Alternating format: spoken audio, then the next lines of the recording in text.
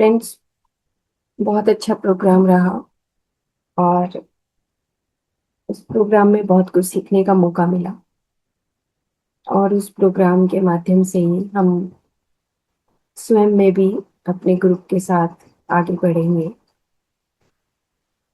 तो प्रोग्राम का जो क्रक्स है वो ये था कि 3 अक्षर थे। उसमें सबसे पहले था कि हु एम आई, यानी कि आई, यानी कि मैं कौन हूँ। फिर था वी, हम कौन हैं, हम कैसे आपस में एक दूसरे से कनेक्ट होते हैं। और उसके बाद था अस, यानी कि पूरा ब्रह्मांड हमारे साथ कैसे जुड़ता है। तो सबसे पहला था आई, कि मैं कौन हूँ। फिर वी, हम, हमारी आपस की रिलेशनशिप। और तीसरा था अस, कि मेरे चारों तरफ ये जो हवा है ना, ये कुछ कुछ पानी की बूंदें हैं, नमी है, पेड़ पौधे हैं, ना पूरा ब्रह्मांड हमारे से कैसे जुड़ा हुआ है। तो इसका अभ्यास हमने हार्ट कोहेरेंस के प्रोग्राम में भी किया। कि पर्सनल कोहेरेंस से शुरू हुआ था। पहले 2 हफ्ते एब्डोमिनल ब्रीदिंग थी और हम कौन है अपने आप से जुड़े थे। उसके बाद धीरे धीरे हम आगे बढ़े। तो तीसरा और चौथा जो हफ्ता था वो हमारा हमारे ही बॉक्स ब्रीदिंग के साथ था। कि हमारी बॉडी के अंदर जो पैरासिम्पैथेटिक सिंपैथेटिक सिस्टम है वो कैसे कनेक्ट होते हैं, हम एक दूसरे के साथ कैसे कोहेरेंस करते हैं, यानी कि दूसरे के साथ एक दूसरे के साथ कैसे तारतम्य स्थापित करते हैं। फिर उसके बाद आया कि हम धीरे धीरे अपने हार्ट की इलेक्ट्रोमैग्नेटिक फील्ड को विकसित करने लगे। और जैसे जैसे वो विकसित हुई तो हमें अपनी सराउंडिंग में जो लोग हैं, सोशल कोहेरेंस, वो सीखने को मिला। कि हम अपने अगर हृदय को विकसित करते हैं तो हम दूसरों के साथ बहुत अच्छा संबंध स्थापित कर सकते हैं। फिर धीरे धीरे ऐसे करते करते हमारा एक फील्ड जनरेट होता है। और उस फील्ड के माध्यम से, जैसे कि उदाहरण के तौर पे हमने कामाख्या देवी मंदिर का फील्ड जाना। कि वो उसके पास शक्ति है, वहां पे एक सस्टेनेबल पावर है, जहां पर एक शक्ति स्थल है, जहां पे वो एक तरह का अ, ऊर्जा का क्षेत्र डेवलप हो जाता है। ऐसे ही वट वृक्ष, जहां पर ऊर्जा का क्षेत्र अपने आप ही डेवलप हुआ है और वो मिट नहीं सकता है, क्योंकि वहां पर वट वृक्ष है।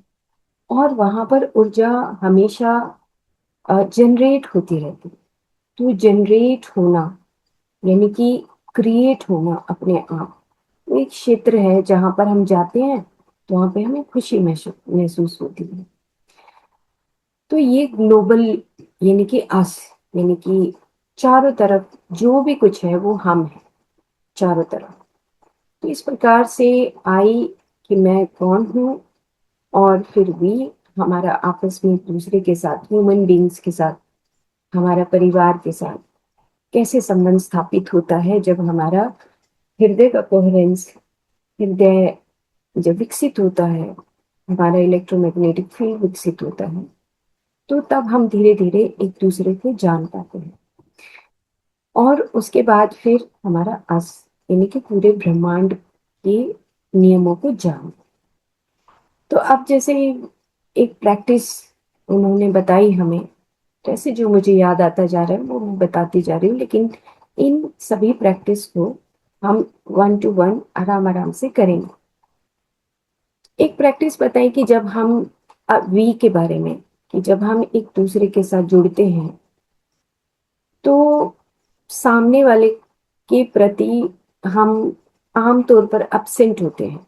हमारे दिमाग में कुछ न कुछ चलता रहता है। यानी कि मान लो कि हम 2 दोस्त हैं, आपस में बैठे हैं एक दूसरे के साथ। तो दोस्त अपनी कहानी बताने लगता है तो हमारे दिमाग में अपनी कहानी शुरू हो जाती है ना। कैसे? कि वो बता रहा है कि मैं बाजार गया था, बाजार से मैंने दो ऐसी चीजें खरीदी, 2 बिस्किट के पैकेट खरीदे। तो मेरे दिमाग में ये आएगा कि मैं भी एक बार बाजार गई थी और मैं भी ऐसी बिस्किट लाई थी, क्योंकि हम इंटरप्रेट करने लगते हैं, सुनने की शक्ति नहीं होती। तो ये प्रैक्टिस हुई कि जैसे सामने वाला जिस ब्रीदिंग पैटर्न से बात कर रहा है और हमारी जो सुनने की शक्ति है, वो सुनने की शक्ति अधूरी हो जाती है और हम अपने ही मन के अंदर इंटरप्रेट करने लगते हैं और दूसरे की बात को पूरे तरीके से तन्मयता से नहीं सुनते।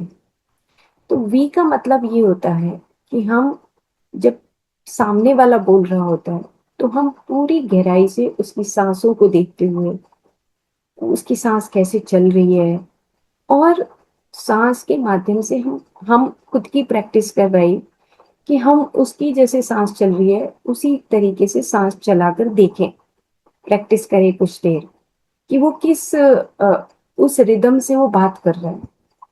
और उसके बाद फिर लिखने की प्रैक्टिस की कि हमने लिखा कि वो किस प्रकार से पूरे 5 मिनट के प्रोसेस में किस प्रकार से उसने सांस लिया, किस प्रकार से उसने बोला और कितनी तन्मयता से मैंने सुना।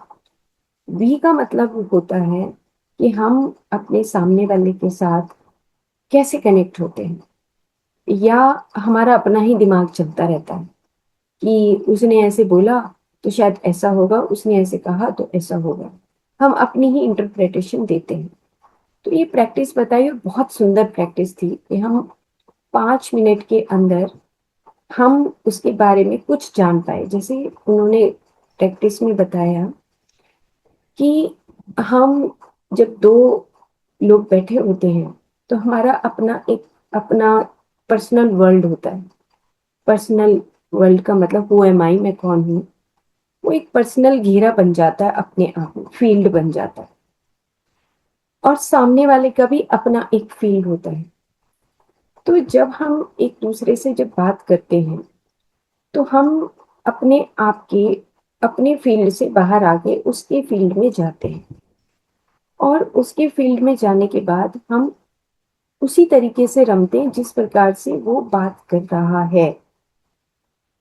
अब हम ये बात क्यों कह रहे हैं, क्योंकि जब हम पूरी दुनिया के साथ जुड़ने लगते हैं, अस आएगा जब जब पूरे ब्रह्मांड को समझने लगते हैं, तो हमें उस पर्सनल फील्ड को, अपने आप के फील्ड को और अपने सामने वाले के फील्ड को समझना होता है। तभी हम ब्रह्मांड के नियमों को जान पाते हैं। और इसी को हम सेक्रेड जियोमेट्री बोलते हैं। सेक्रेड जियोमेट्री होता है कि सेक्रेड का मतलब कि जो हम बहुत बार कॉस्मिक लव की बात करते हैं, राधा तत्व की बात करते हैं, कोई भी चीज इस धरती पर जो क्रिएशन यानी प्रकृति ने बनाई है, वो जो है उसकी एक सुंदरता है, ऑर्गेनाइज्ड फील्ड है उसका, है ना। ऑर्गेनाइज्ड फील्ड का मतलब जैसे आप किसी भी फूल को देखते हो तो उसकी सारी पत्तियां ऑर्गेनाइज्ड है, कण कण उसका रोम रोम मिला हुआ है और सुंदरता से भरा हुआ। जब हम वी बनते हैं, यानी कि एक के साथ दूसरे का, सामने वाले के साथ संबंध स्थापित करते तो एक फील्ड बनता है। अब वो उन्होंने कहा कि कोई दुख है किसी को तो डिस्टॉर्टेड फील्ड है, वो बहुत दुखी है, तो उसका डिस्टॉर्टेड फील्ड है, यानी कि विकृत हो जाता है वो फील्ड। तो जैसे एक फूल को हम फूल के अंदर से पत्तियां निकाल दें, उसकी अंदर से उसका एंथर निकाल दें ना, तो क्या होगा, वो विकृत है, विकृत हो गया। या हम एक फूल की पत्ती को ऐसे मसल दें तो विकृत है। तो उस डिस्टॉर्टेड फील्ड को अगर वो चारों तरफ, उस व्यक्ति के चारों तरफ उस दुख में, उस गुस्से में, अहंकार से वो भरा हुआ है, तो उस डिस्टॉर्टेड फील्ड की फीलिंग आती है सामने वाले को, एंटर करने के बाद ऐसे नहीं आती। तो हमें उस चीज को समझना है, उस चीज को जानना है। अब वो बता रहा है अपने बारे में कि मैं ऐसे 5 साल पहले मेरे पैर का एक्सीडेंट हुआ, जस्ट मैं एग्जांपल दे रही हूँ, और मेरे पैर में बहुत दर्द है, और मैं, हो सकता है लॉ ऑफ कर्मा की वजह से मेरे साथ ऐसा हुआ है, लेकिन आज मैं ठीक होना चाहता हूँ।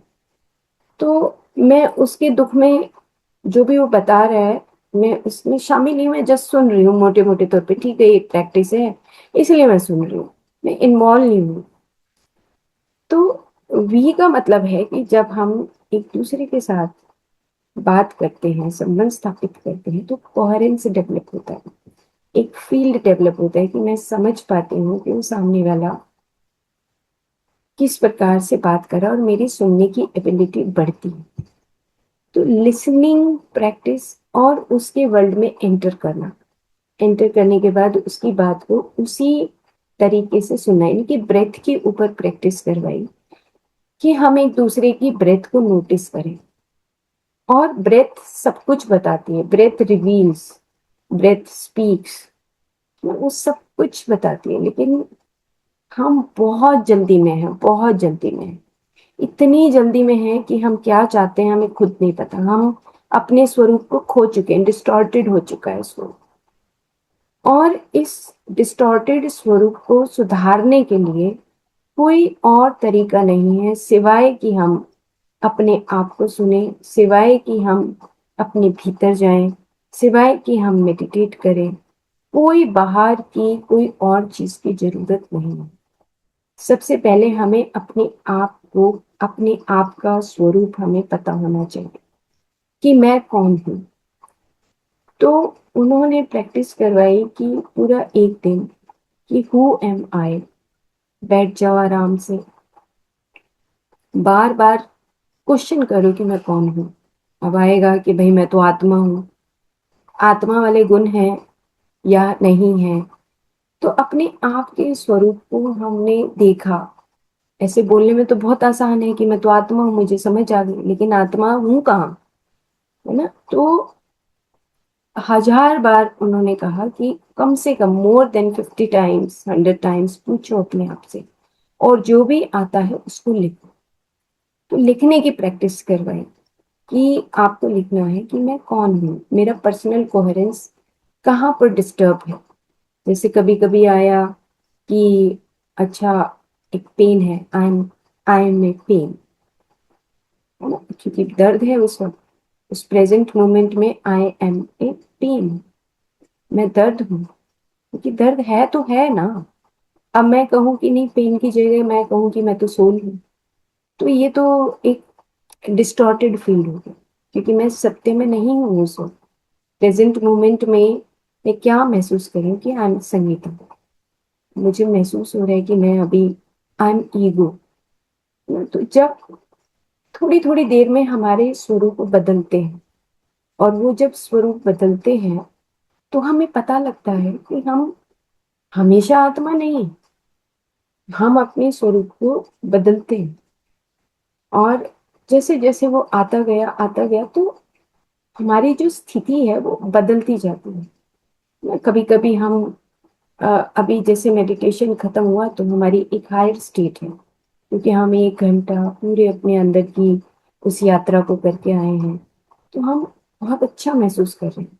लेकिन जैसे जैसे पूरे दिन की एक्टिविटीज चलेंगी तो हम फिर से अपने उस अहंकार वाले स्वरूप में आ जाते हैं, यानी कि ईगो वाले स्वरूप में आ गए, और ये हमारे पैटर्न्स बन जाते हैं। तो उसी के लिए हार्ट कोहेरेंस का प्रैक्टिस, उसी के लिए मेडिटेशन का प्रैक्टिस, उसी के लिए सांस लेने का प्रैक्टिस। इवन कि जब हम अपने पैरों को हिलाते हैं, नीचे रखते हैं धरती पर, तो जब धरती पर रखते हैं तो हमें आभास नहीं होता कि हम धरती पर रख रहे हैं। हम बस इतनी जल्दी में हैं कि बस यहाँ से पता नहीं क्या प्राप्त करना चाहते हैं। हमारा जो कॉन्शियसनेस है, ये हमें हर रोज इसकी प्रैक्टिस करनी है कि हम अपने हायर कॉन्शियसनेस के साथ अपने स्वरूप को जाने, हम उसको पहचाने और उसके साथ जुड़े रहें। तो उसके लिए हमारा जो प्रैक्टिस है, हु एम आई, इसकी प्रैक्टिस हमें लगभग 2 दिन 3 दिन हम करेंगे। तो आज से रिक्वेस्ट ये है कि आप सभी अपनी एक डायरी बनाएं और 5 मिनट हु एम आई की प्रैक्टिस करेंगे। और फिर हम बहुत ही स्लो चलेंगे, और हम हर एक जो भी हमारे साथ जुड़ा है, कुछ नहीं, कोई आपने विंडो ओपन नहीं करनी, जस्ट आपने बोलना है मैं कौन हूँ। वो अपनी 40 बार पूछा तो क्या आंसर आया उसका वो लिखना है। एक जैसा आंसर आ रहा है तो वो बोलिए, एक जैसा नहीं आ रहा है तो वो बोलिए। क्या उस वक्त महसूस हो रहा है, बिल्कुल अपनी सत्य, अपने उस ट्रूथ के साथ, अपनी उसकी ट्रू सेल्फ के साथ आपको वो लिखना है कि मैं कौन हूँ। तो इससे क्या होता है कि जो हमारा एक प्रैक्टिस है दिन भर का, जो हम काम करते हैं, तो उससे हमारे अंदर खालीपन आता है। खालीपन, ईगो अपने आप ही मिटने लगता है, हटने लगता है। एक खालीपन आता है, वो शून्यता का भाव आता है। और ये हम सबको पता है क्योंकि जो हमारा ग्रुप है वो बहुत एनलाइटेंड ग्रुप है। क्योंकि हम अब हमारा जो रास्ता है, हमारा जो बहाव है, वो कॉन्शियसनेस की तरफ जा रहा है, पूरा संपूर्णता की तरफ जा रहे हैं हम। पूर्णमदः पूर्णमिदम, और हम उसकी तरफ बह रहे हैं।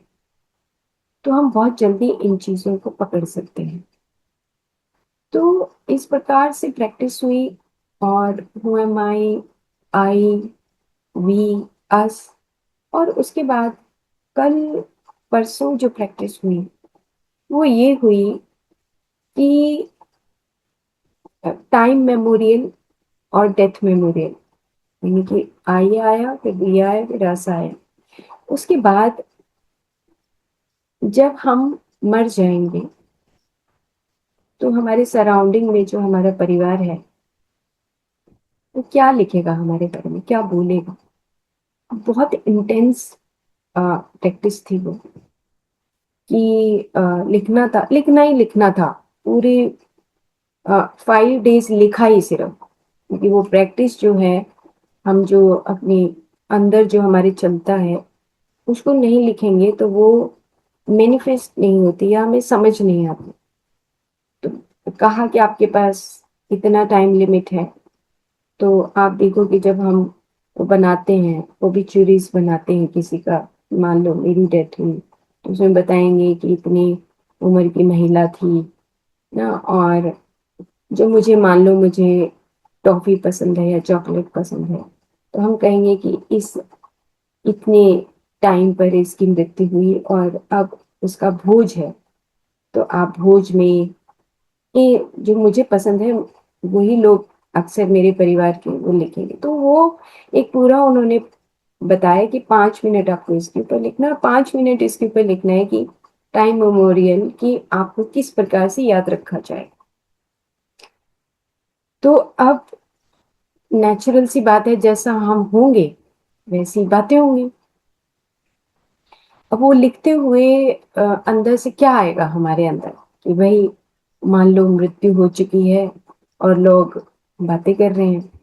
तो बातें कर रहे हैं तो क्या बात करेंगे, अरे वो तो बहुत गुस्से वाला था, है ना, वो तो बहुत ऐसे करता था, फिर भी अच्छा था, चलो ऐसे करके, मतलब फॉर्मेलिटी।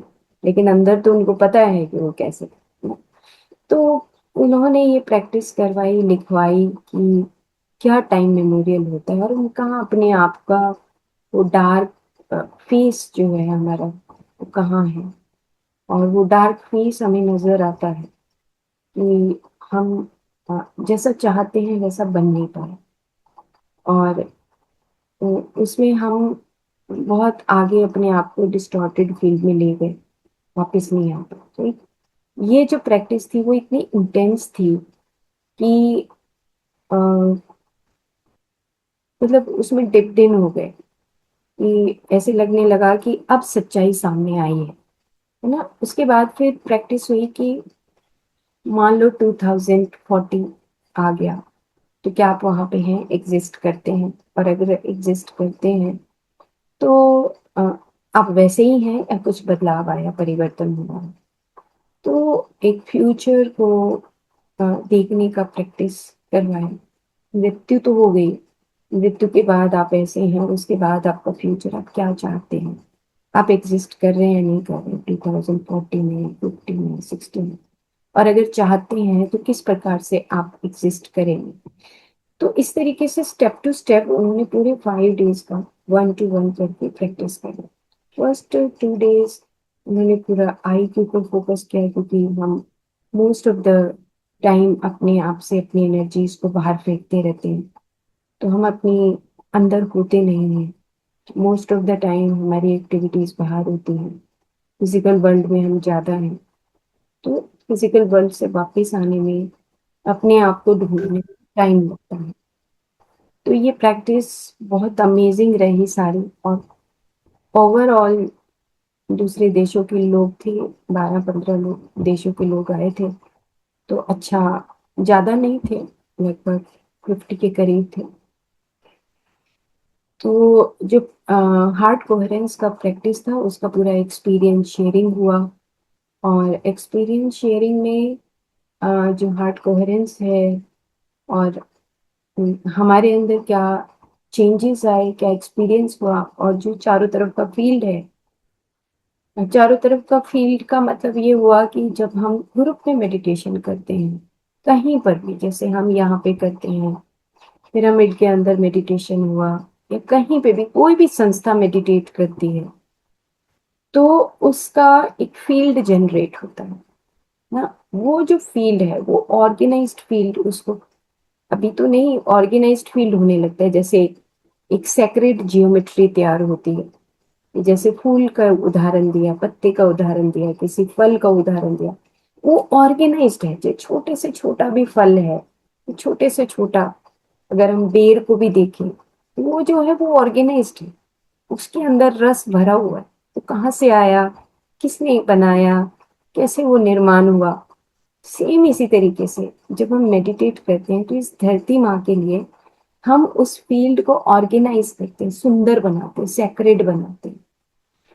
और अगर हम अपने ही उस पर्सनल विचारों में इधर से ये ग्रैब कर लो, इधर से ये इकट्ठा कर लो, इधर से, तो हम उस फील्ड को खराब कर देते हैं, ऑर्गेनाइज नहीं करते। हम अपनी पर्सनल, अपनी ईगो में, उन सब में घुस जाते हैं। तो हमें उस चीज को छोड़कर इस धरती को हम किस तरीके से सुंदर बना सकते हैं, ऑर्गेनाइज्ड बना सकते हैं, सेक्रेट बना सकते हैं, उस फील्ड को किस प्रकार से हम अ, बेहतरीन बना सकते हैं। वहां पर सिंपल प्रैक्टिस था कि बैठ जाओ, और बहुत मतलब डिसिप्लिन था। मतलब हमें अपने आप को डिसिप्लिन में रखना है। जैसे दो मीनिंग होते हैं। जब मैंने जीतू कृष्णमूर्ति की पुस्तकें पढ़ी, 2007 की बात है, मैंने उस चीज को रियलाइज किया कि फ्रीडम एंड रिस्पॉन्सिबिलिटी, वो मैंने वहां पे देखा कि फ्रीडम भी है कि आप बैठ जाओ आराम से।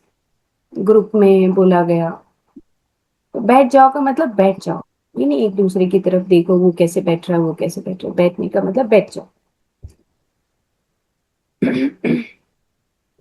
उसके बाद बोला आंख बंद कर लो, आंख बंद कर लो। उसके बाद बोला कि अपने आप को देखो, अपने आप को देखना शुरू किया। तो freedom and responsibility, Jiddu Krishnamurti हमेशा ही बोलते थे कि you are free to do anything, you are free, आप आजाद हो, कुछ भी करो। लेकिन जब आजादी आपको मिलती है, तो आप ज्यादा रिस्पॉन्सिबल हो जाते हो। ये मैंने चीज वहां देखी, डिसिप्लिन, ज्यादा डिसिप्लिन्ड हो जाते हैं जब आप फ्रीडम में रहते हो ना। ये वहां पर ये नहीं कहा कि आप लेट जाओ, बैठ जाओ, नहीं। आप बैठो, आपको जितना, जिस अच्छे तरीके से आप बैठ सकते हो बैठो, बस, दैट्स ऑल। अब मैं पैर लंबे करके बैठ सकती हूँ, सहारे लग के बैठ सकती हूँ, कुर्सी पे बैठ सकती हूँ, नीचे बैठ सकती हूँ, या कोई कुशन लेके बैठ सकती हूँ। It is my freedom. लेकिन मैं किसी दूसरे को डिस्टर्ब नहीं कर सकती। बट दैट वॉज डिसिप्लिन, कि आपको विद इन 2 मिनट्स आपको सेट होगी। ये नहीं कि मैं अभी देख ही रही हूँ, 5 ही मिनट निकाल दिए। नहीं, मुझे दूसरे की फ्रीडम और रिस्पॉन्सिबिलिटी को भी समझना है। फ्रीडम मीन्स आप कितने रिस्पॉन्सिबल हो, कितने अकाउंटेबल, है ना। तो फ्रीडम का मतलब और रिस्पॉन्सिबिलिटी और साथ में डिसिप्लिन, यानी कि जैसे मान लो कि वहां पर ये बताया गया कि आप अपने एक्सपीरियंस शेयर करें, तो अब मान लो मैं ही अपना एक्सपीरियंस शेयर कर रही हूँ तो 50 लोग कैसे करेंगे? अब मैं ही बोलती जा रही हूँ, मैं ही बोलती जा रही हूँ, मैं ही बोलती जा रही हूँ, तो वो तो मेरी फ्रीडम, मेरी रिस्पॉन्सिबिलिटी हुई नहीं। समझे? कि फ्रीडम का मतलब है कि आपको एक बोलने का मौका दिया, लेकिन आप तो बोलते ही जा रहे हैं। वहां पे ऐसा नहीं देखा। It was totally disciplined, organised program. और वो किसी को बताने की जरूरत नहीं है कि आप ऑर्गेनाइज्ड हो जाइए, वो ऑटोमेटिकली वो फील्ड ऑर्गेनाइज्ड कर देता है ना। क्योंकि मैंने अपना एक्सपीरियंस शेयर किया, 2 लाइनें वहां पर इवन की ये बताया गया कि आप एक वर्ड में सम अप करो, सिर्फ 1 वर्ड। कि इतना टाइम नहीं है कि आप प्रैक्टिस भी कर रहे हो, आप लिख भी रहे हो और आप एक्सपीरियंस भी शेयर कर रहे हो। तो वहां पर आप 1 वर्ड, आपके अंदर से क्या आ रहा है उस एक्सपीरियंस को लेकर, तो वो 1 वर्ड या 1 सेंटेंस। तो एक सेंटेंस हम जब मुंह से बोलते हैं तो हमारे चारों तरफ वो प्रभाव डालता है, वाइब्रेट होता है, फ्लक्चुएट होता है।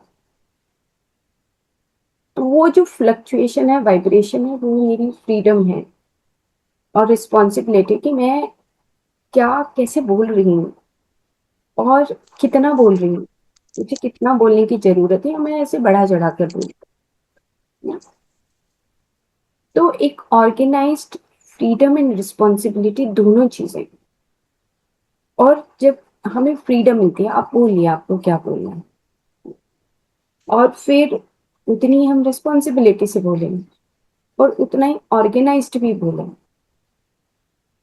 और डिसिप्लिन्ड हो जाएं। तो एक डिसिप्लिन देखा कि वहां पर महसूस किया उस डिसिप्लिन को, कि कितना नो का मतलब नो, सात का मतलब सात, या और इतने बजे खत्म होना है। तो जितने भी बाहर से जो ग्रुप आए थे, दे वर वेरी मच डिसिप्लिन। 11:30 कुछ आए हैं, 11:30 चाय पीकर ऑटोमेटिकली वापस अपने हाफ एन आवर के बाद वापस 12 बजे, मतलब बहुत इंटेंस प्रोग्राम था और बहुत अच्छा डिसिप्लिन प्रोग्राम। तो सबने एक दूसरे को हेल्प किया, है ना। तो सेम ऐसे ही हमारा ग्रुप और अच्छे तरीके से और आगे बढ़े। लेकिन बस उसमें मुझे एक ही रिक्वेस्ट करनी है कि आपको अपनी डायरी जरूर बनाओ। तो ये शुरू से बोलते आ रही हूँ। और वहां पर भी उन्होंने कहा कि आपका लिखने का एक्सपीरियंस, आप जो भी एक्सपीरियंस करते हैं उसको चाहे एक शब्द में लिखो, चाहे एक सेंटेंस में लिखो, चाहे पैराग्राफ में लिखो, लेकिन लिखो ना। तो ये जरूर होना चाहिए। तो कोशिश करिए कि हम अपनी एक डायरी बनाएं, लिखें, मतलब साथ साथ एक बैग रख लो आप अपना। तो एक ऐसे छोटा सा बैग हो, उसमें आपका एक पेन हो, डायरी हो, और आप इधर उस कमरे में गए तो उस कमरे में ले गए, इधर गए तो इधर ले गए।